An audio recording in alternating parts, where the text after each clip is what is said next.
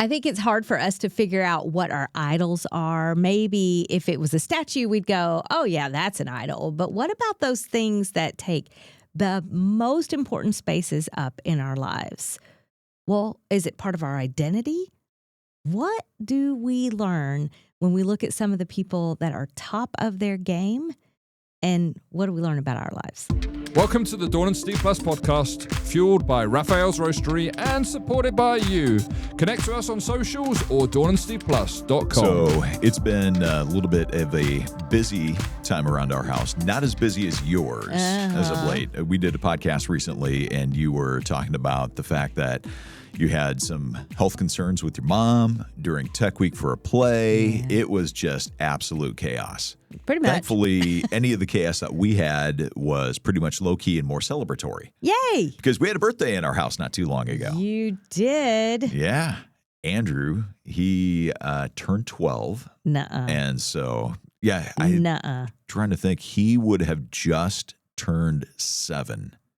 The day, I believe, that Susie and I got in our cars and drove to Tennessee to move down here to begin working face-to-face with you. Wow. Because we'd been working on Zoom and remotely for the first handful of months that we worked together. So, yeah, I think it was his birthday 5 years ago. That does ring a bell. Mm-hmm. Jumped in the cars to drive down here because we had to sign like lease papers by a certain date. Sure. Yeah. Wow. And now he's 12. Now he's 12. That's just crazy to me. So, last year before he becomes a teenager. I know. And he is kind of enjoying reminding us of that. I bet he is. Yeah.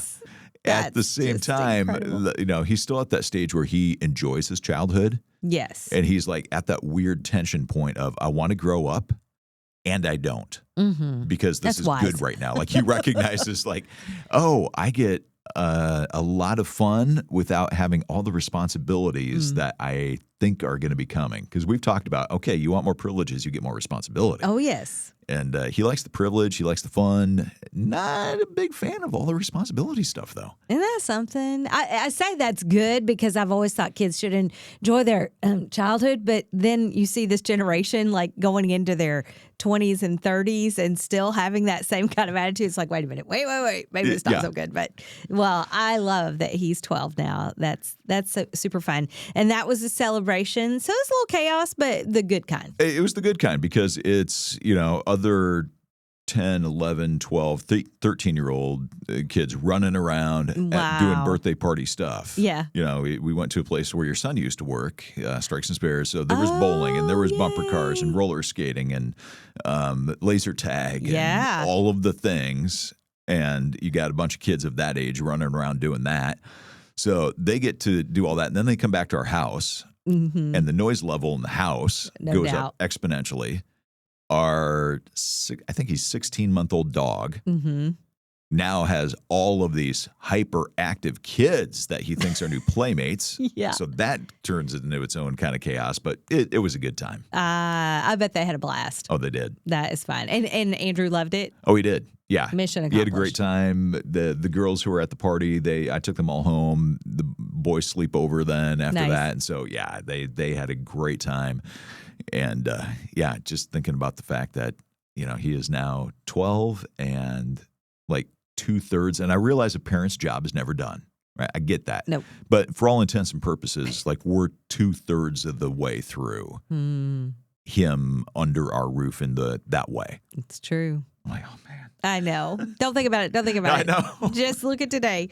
You know who else had a birthday recently? The day before Andrew's. Producer Briggs. Mr. Briggs. Somehow I had it in my head that his birthday and Andrew's, even though it's on my calendar, were the same. And it was still Tech Week for me. And all day I'm thinking, okay, now tomorrow, make sure you wish Briggs a happy birthday. It's 11 o'clock at night and I go, his birthday is today. Oh, no. Not today, but yeah that day. So I texted him really late at night and I said, it's still your birthday. I hope you've had a good one. But I think he did. You had a lot in your mind. I had a minute or two, something just, distracting me. But at least, and then the next day I said, listen, dude, I had this on my mind all day. And I thought, but Yeah, So, right. wished him a happy birthday. Oh, that is good. That's good. And I think there's something about recognizing the value that certain people have in your life and celebrating that and not letting other things like work and chasing of a dream and things like that take over that. And that's a tension that probably many of us have felt. I know I have seasons where, certainly feeling that. Scottie Scheffler has The golfer? Number one golfer in the world, recently was kind of talking about that. He had a interview right before the British Open, and he was talking about the fact that, yes, I am the number one golfer in the world, and that's great and all, but he said, what's the point? He said, this is not a fulfilling life. He said, it's fulfilling from the sense of accomplishment, but it's not fulfilling from the sense of the deepest places of your heart. Interesting. So you chase the tournament win. Yep. You chase the goal. You get it. And he says, you celebrate for 2 minutes. You're on cloud 9 for a few minutes. And then it's, okay, what's next? Sure. It's the next tournament. Yeah. It's the next whatever. He's like, you win the Masters. You win the British Open. Then it's like, well, how do you feel about the FedEx Cup playoff? Whatever thing. Yeah. He's like, it's always what is next. And, it reminds me a little bit of the author of Ecclesiastes, Yes. Solomon, being like, it's all meaningless. But it's a curious thing for somebody like King Solomon or Scottie Scheffler or somebody that is number one in the world of doing whatever they do, the CEO of a company, to say, it's meaningless. I wonder if when we hear things like that from people in those kind of positions, what's our reaction? Where if I say, it's all meaningless, you're going to receive that differently from me Totally. than you are Scottie Scheffler. Yeah. Right? Right. Because, and even in the sports world, we see examples of that. Tony Romo, quarterback of the Dallas Cowboys, had said at one point, even if I never win a Super Bowl, I've lived a pretty good life. And of course, there were many in the court of public opinion who were like, but the goal is the Super Bowl. You can't say that. And he took heat for those comments. Other players who have said, my faith and my family is more important than the sport I play. Like, this is my job. They were not at the top of their game. I mean, they're playing in the major leagues. They're playing professional level, but they weren't like the number one guy. And they took heat for saying that. Wow. Scottie Scheffler, as the best in the world, he says it. People receive it differently. I don't know that Michael Jordan has that in his DNA to say that, but if he did, I think if Michael Jordan had said that, it would have been received differently. Sure. Solomon, had more wisdom, more wealth, had accomplished more than just about anybody on the face of the earth at that point in time. So when he says that, it carries a different weight, at least in the court of public opinion. The truth is still the truth. Yes. But the way the message is perceived, I think, comes across differently. I wonder, though, if people, there are times I read King Solomon and I go, yeah, but at least you got to try that. You accomplished that, so you experienced that. You either learned from it or you decided it was meaningless, but you did get to experience that before you decided it was meaningless and not fulfilling. And, he comes to the end of his life and says, only God is fulfilling. Vanity, vanity, it's all vanity. Yes, only yes. God, yep. In Ecclesiastes 3 and in Ecclesiastes 2, he even says, I denied myself nothing that my eyes desired. I refused my heart no pleasure. My heart took delight in all my work, and this was the reward for all my labor. Yet when I surveyed all that my hands had done and what I had toiled to achieve, everything was meaningless, a chasing after the wind, nothing was gained under the sun, which is another way of what Scottie Scheffler is saying. Yeah. I've accomplished all this. I've done this. My son, my wife, my family, more important, because this is, what's next? Yeah. But I keep thinking, but you've experienced that. So you can say it with confidence. You know what you're talking about. Right. And you have achieved what you have achieved. Yeah. Which Solomon did too. So, there's this tension in me that goes, I agree totally. Sure. It's all Yep. meaningless except for what the Lord gives us that is sustaining as well as eternal. And he put us here for something. Yeah. Obviously to talk about him if we know him, and to use the talents and the giftings that he's given us for believers for his glory. Yep. For others, they're just chasing whatever. But you still have a purpose, and everybody does. Sure. So what is it that we're chasing after, and what conclusion are we coming to? Yeah. Well, I think for a lot of us, we are chasing after what Scottie Scheffler, what Solomon, they had. We're chasing being the top of our field, the top of the game, whatever that game happens to be, whether it's sports or business or whatever that is. But like Solomon, like Scottie Scheffler and others have said, once you get there, you realize it's fun for a moment.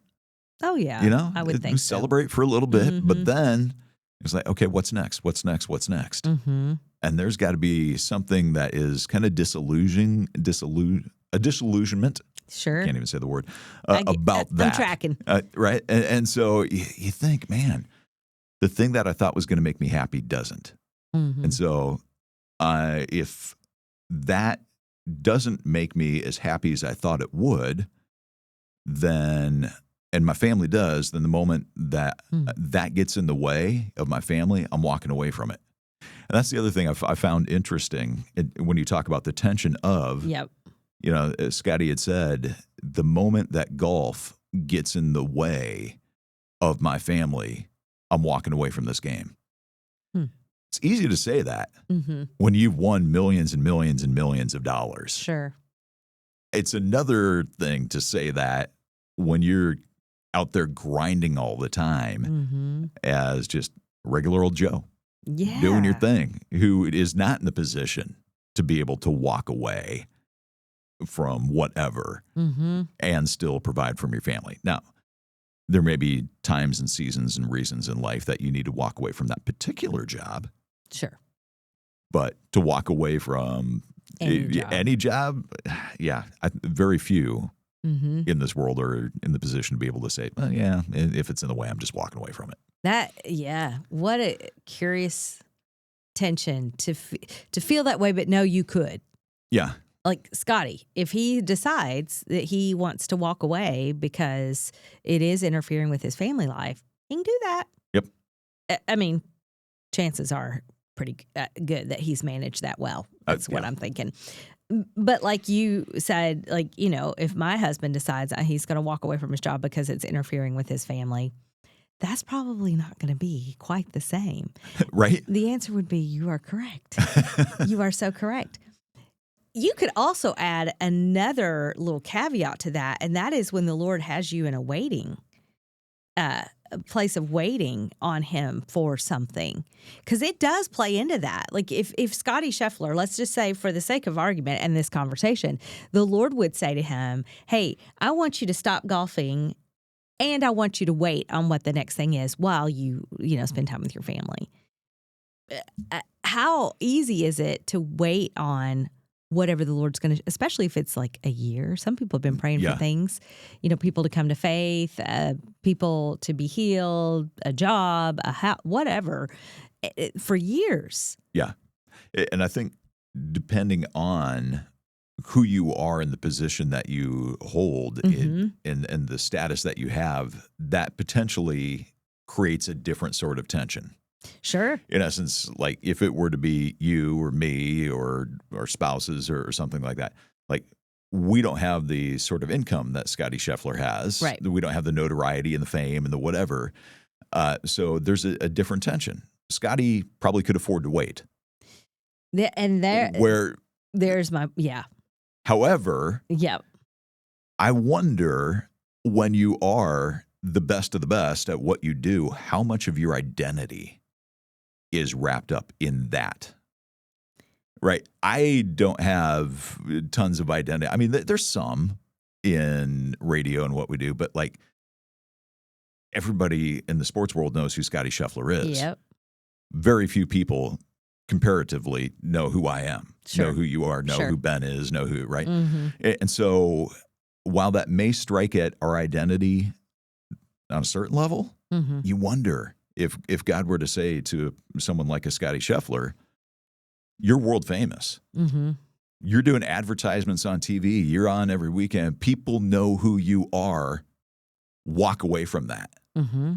I think that strikes at a different kind of struggle, and maybe an identity struggle, where for me that's probably more of like, okay, it's a provision struggle. It's both. Yeah, because you think about somebody that's on just a regular, like you said, regular Joe level, regular Josephine level, who has done nursing their entire career. And for whatever reason, they're stepping away. Yeah. And they've been known as a nurse, or they've been known as an accountant. And all of a sudden they're going to go and do something totally different. And they don't know anything about that field. There is something that strikes at identity, even if you're not top of your game. Yeah. You don't realize it necessarily. I've said so many times, the Lord put me in radio. And when the Lord takes me out of radio, I'm done. That's fine. That's not my identity. This last time, it was different. Yeah. I didn't realize how much it had become part of my identity during a season, because it was a longer season. A longer season. And I think there's also something a little bit different about when you make the decision to walk away. The Lord's leading, prompting, and it's a step of obedience for you to walk away. And you're like, okay, I'm doing this. Sure. Following the Lord. What the Lord wants. Right. Versus that's true. when somebody else makes that decision for you. I mean, obviously God is still sovereign over that decision. Yep. Right. But in a sense, that wasn't your decision. That's true. And I think that hits differently. It does hit differently. But ultimately knowing that our identity crisis then is exposed, no matter how it happened. And you realize that, and the provision thing, like all of that, where, Scheffler's at one income level that most of us will never see, and that's okay.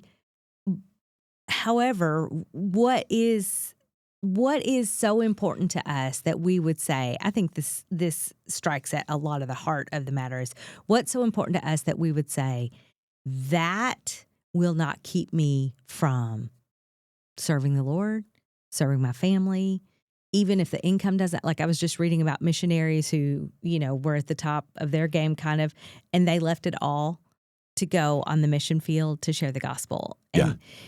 And people look at them, even believers, and go, have you lost your mind? Because they're looking at the money and the accomplishment. But what the Lord had called them to was more important. Yep. So Scottie said, my family is important to me, and even the game I love. Yeah. I will not do it professionally. I love how he did say that, though. It's not that he would never play again. It's just that he would not compete professionally if it's going to take away from this thing that's important to me. Yeah. Do we have that much loyalty to someone or something that says, this is so important? Yeah. Well, for me, it's idol check time. Sure. Right? What is that thing? And it's very easy for us to look, there's some sort of temple that's being built not that far from my house. And there are statues and there are things, and you're like, oh yeah, it's very easy to drive past that and to look at that and say, oh yeah, that's idolatry. Yeah. Right there. It's a very different thing when, you realize, oh man, idolatry was a position. Idolatry was a relationship. Idolatry was a bank account. Idolatry was something else. Idolatry was even that family. Sure. That God had given, that good thing. Absolutely. And like that, to me, when I read these types of articles and you hear these sorts of stories, to me, that's always a reminder of, okay, so what is the point? What are the idols in my life? What is the thing that you have to be willing to walk away from should the Lord ask you to do it? Or what is the idol that you need to, in a sense, take down and topple before God decides to do it in a potentially much more painful way. Subtle. They can be so subtle. They can be. Our pastor said, we've been in 1 Peter, and our pastor said recently, idols oftentimes are exposed when we're stressed. What we turn to is our idol.